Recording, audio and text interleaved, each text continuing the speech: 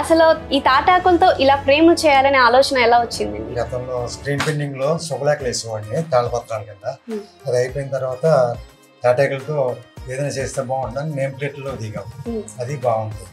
ఆ తర్వాత పోర్ట్రేట్లు దేవుడి బొమ్మలు వేస్తే బాగుంటుందని ముందు ఇన్స్పిరేషన్ వచ్చి తయారు చేసాం. అది సక్సెస్ అయ్యాం. ఇప్పుడు అది లైన్లో. అంటే తాటాకుని ఎందుకు చూస్ చేసుకున్నారంటే ఆకులు అంటే కొంచెం తొందరగా పాడైపోతాయి కదా, ముడుచుకుపోయి టైం ఇదే కొలిది వదిలిపోతూ ఉంటాయి. సో మరి మీరు ఇంత హార్డ్ వర్క్ చేస్తున్నారు అంటే నేను చూడడానికి చాలా సింపుల్గా ఉన్నట్టు అనిపించింది, కానీ అసలు ఫస్ట్ ఆఫ్ ఆల్ ఎంత టైం పడుతుందండి ఇది చేయడానికి? గంటల తరబడి. అంటే ఈ ఫోటో ఫ్రేమ్ చేయడానికి ఎంత టైం పట్టింది? 15 రోజులు పట్టింది. చూస్తుంటే ఆల్మోస్ట్ అయిపోయినట్టే అనిపిస్తుంది. అయిపోయిందండి దీని వరకు?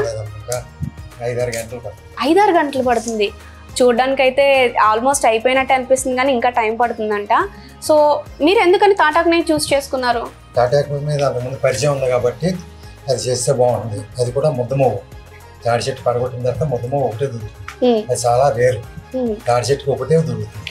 అది జాగ్రత్తగా సంవత్సరం పొడిని కలర్ చేసుకుని సంవత్సరం అంతా ఆర్డర్ బట్టి దీన్ని తయారు చేస్తాం. ముద్దమవ్వు ఎందుకంటే ఈ కలర్ గోల్డ్ కలర్లో ఉంది కాబట్టి. వేరేదైతే మామూలుగా అయితే ఇలా రంగు రాదు.